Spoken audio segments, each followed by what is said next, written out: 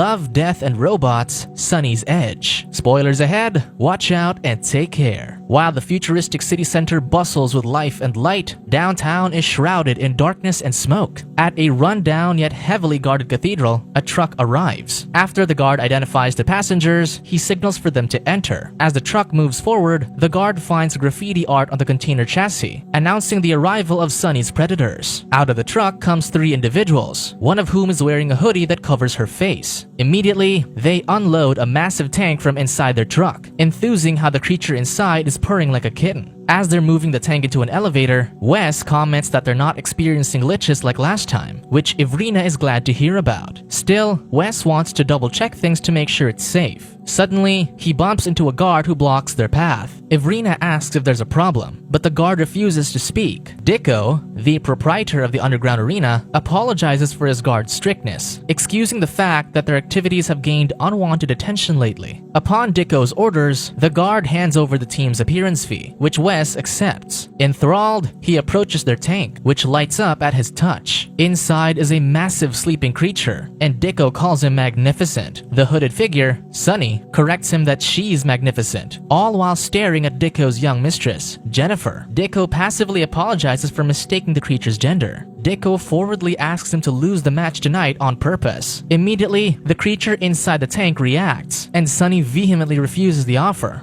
Dicko calms her down and graciously comments that it's simply business, but the woman insists that she doesn't lose. Just as Jennifer gives him a smoke, he asks what makes Sonnie special. She argues that she isn't special but unique, because she's the only female beastie pilot. Dicko laughs at the notion, assuming that the idea that women fight better than men is her edge. Sonnie confidently agrees that she's a better fighter, and her team chimes in proudly that she's had 17 straight wins. Still, Dicko offers a hefty sum for them to throw the match, and the team continues to refuse, declaring that the battles aren't about the money for them. Still, Dicko raises the offer to $500,000, and Sonnie pointedly says no. As she walks away, Dicko mocks her for not accepting an insignificant loss in exchange for more money than she could win. Ivrina berates Dicko for calling the battle insignificant and for thinking he can pay them off, noting that greedy men like him were the ones who messed up Sonnie's life in the first place. Ivrina recounts how Sonnie was captured by an estate gang a year ago. After using her for their pleasure, they sliced into her flesh for fun. They carved such a traumatizing and humiliating memory into her skin, forcing her to remember the event for the rest of her days. Ivrina clarifies that Sonnie doesn't fight for pride, status, or money. She's doing it as her way to exact vengeance against the men who harmed her. Hearing the story, Dicko smiles but agrees to back off. Still, as he watches the team head into the elevator, he shares that he still hopes they'd reconsider. Ivrina flips him off in response. Beneath the ruined cathedral, the audience hushes as the music begins to play in the arena. Sonnie's predators walk towards the stage, bathed in neon lights. The team steps out, and the crowd cheers for Sonnie. On the opposite side of the arena, their opponent, Simon, roars, earning more of the crowd's cheers. Simon spots Sonnie on the opposite stage and calls her a little girl. Sonnie watches silently as he makes suggestive remarks at her. Seeing this, Wes worriedly checks if Sonnie is alright, and in response, she removes her jacket. As the announcer teases the big fight to the crowd, Wes monitors the neural status of Sonnie and her beastie. Dicko and Jennifer arrive as the announcer excites the audience for the upcoming battle to the death against the brutal creatures, which will be under the control of their pilots, Sonnie and Simon. When Sonnie gives him the signal, Wes activates her affinity link to her beastie. A device blinks red on her temple, and Sonnie closes her eyes. She sees herself inside the tank as it drains its water. The tank hisses open, and the announcer introduces the audience to Sonnie's beastie, Carnivore. The massive creature's appearance excites the crowd while Carnivore looks at Sonnie's stoic body, as she focuses her mind into her beastie. Next, the announcer welcomes Simon's beastie, Turbo Raptor. Turbo Raptor enters with a roar and punches the ground to show off his strength. With 2 beasties in the arena, the announcer's hologram dissipates as he bellows the start of the battle. Immediately, the 2 beasties launch themselves at each other, but Carnivore is quick to swing her tail at her opponent. The first strike angers Simon. Turbo Raptor gets up and blocks Carnivore's next attack. He shoves her and throws punches. However, Carnivore evades his punches and starts clawing at his body, throwing around bits of his flesh. Turboraptor throws Carnivore off the arena, but Carnivore lands on her feet and jumps back. In one swoop, Carnivore throws Turboraptor against the wall. Audiences back away as Turboraptor grabs onto the ledge to pick himself up. Before he turns, Carnivore leaps and swings her tail at him, but Turboraptor catches the tail and slams her against the wall. With Carnivore pinned to the wall, Turboraptor then beats her up. Wes detects that Sonnie's heart is spiking up, yet Sonnie concentrates on the battle. Dicko looks pleased with how the match is going, but before Turboraptor crushes Carnivore, she splits her tail into 4 tentacles and launches herself upwards. She then steps on Turboraptor as she descends, showcasing the sharp claws on each of her tentacles. Carnivore proceeds to stab Turboraptor repeatedly until he staggers backward. This angers Simon further, but he refuses to back down. When Carnivore stabs his torso again, Turboraptor grabs the tentacles. Before he can pull her, Carnivore punctures his knees to bring him down. Turboraptor throws a punch, but Carnivore evades and pins him to the ground. With a foot on his head, Carnivore rips an arm off, yet Wes and Evrina become worried. Turboraptor stands, revealing a sharp, blade-like bone protruding from his mangled limb. Carnivore attacks, but Turboraptor slices off her tentacles one by one. He then closes in and swings at her. Carnivore backs away, but Turboraptor holds her by the neck against the wall and stabs her in the stomach. Dicko smiles at the turn of events while Evrina screams. Still, Carnivore grabs Turboraptor's head, pulls it down, and uses her sharpened horn to stab his neck. Carnivore digs her head further in until Turboraptor falls dead. She then rips his head off and presents it to the crowd, who goes wild at her victory. While the audience chants her name, Simon throws a temper tantrum while Dicko looks on, displeased. Later, as they head to their quarters to celebrate, Wes drops a beer bottle and worries about cleaning it up. While Wes and Evrina debate whether Turboraptor's hidden bone blade was against the rules or not, Sonnie notices Jennifer walking down the hallway. Curious, Sonnie follows her into their equipment room, where she marvels at Carnivore's tank. When Sonnie calls her out, Jennifer gets startled. She expresses her admiration for both their equipment and Sonnie's skills. Sonnie asks why Jennifer is with Dicko, and she shyly admits that he gives her security. She regretfully confesses that she thinks of leaving him all the time, so Sonnie invites her to join their team. Jennifer chuckles but says she can't. Jennifer then notes that she envies Sonnie's bravery, though also a little frightened of her. As she approaches, Jennifer adds that she can never be like her. Sonnie takes her hand, and Jennifer leans in for a kiss, but when she touches the tank with her other hand, she triggers the tank's light, thus ruining the moment. While marveling at Carnivore, Jennifer asks how Sonnie can fight. Wondering if she's ever scared, Sonnie says she's scared all the time, but she has also come to learn hatred. She comments that people aren't born with hate, but fear is primal and fills their senses. As she continues, she caresses Jennifer, who sighs at her touch. Sonnie pulls on Jennifer's dress while sharing that the fear keeps her alive. Jennifer turns to face her, but hesitantly asks about Sonnie's traumatic past, making her pull away. Sonnie rants about how people see her as an angry girl who's out for revenge, but she isn't like that. Still, men like Dicko believe that's what she is because that's who they want to see in her. Jennifer stops her ramblings by removing her dress, though she teasingly adds that everyone sees what they want to see. She sits on a table and stares at Sonnie invitingly, so Sonnie moves in for a kiss. The couple moans in satisfaction as they touch each other's bodies. Sonnie pulls away momentarily to look at her, and Jennifer smiles. Suddenly, Jennifer's nails grow into claws that stab through Sonnie's head. She lifts her as Dicko walks in, asking if Sonnie is scared now. Jennifer licks the blood from Sonnie's face, scolding her for making Dicko angry. With a flick of her hand, Jennifer drops Sonnie onto the floor and retracts her claws. Dicko looks down on Sonnie, asking if her pride was worth it. As Sonnie's throat gurgles with blood, she commends them for tricking her. Unamused, Jennifer stomps on her head repeatedly until her skull breaks. Dicko's smile fades when Sonnie, despite her bloodied face, says that it's not good enough. Sonnie laughs, so Dicko asks what she is. She explains that she's made of BioWare processors spliced into a spine. Dicko investigates the carnage that was her skull, realizing that her brain is not inside. Suddenly, Sonnie's voice booms over the speakers around them. She recounts how Wes and Evrina found her the night she was attacked. Her body was recovered, but her kidnappers broke her skull. She then reveals that for every match, Sonnie is truly fighting for her life. That fear is her edge. Sensing something move behind her, Jennifer tries to run, but a clawed tentacle immediately stabs through her face. Another tentacle wraps around Dicko as Sonnie asks if he also feels the fear of death. Carnivore reveals herself as the real Sonnie, and the body they destroyed was only a vessel she controls through the Affinity Link. Dicko begs for his life, but Sonnie simply asks if he's scared now.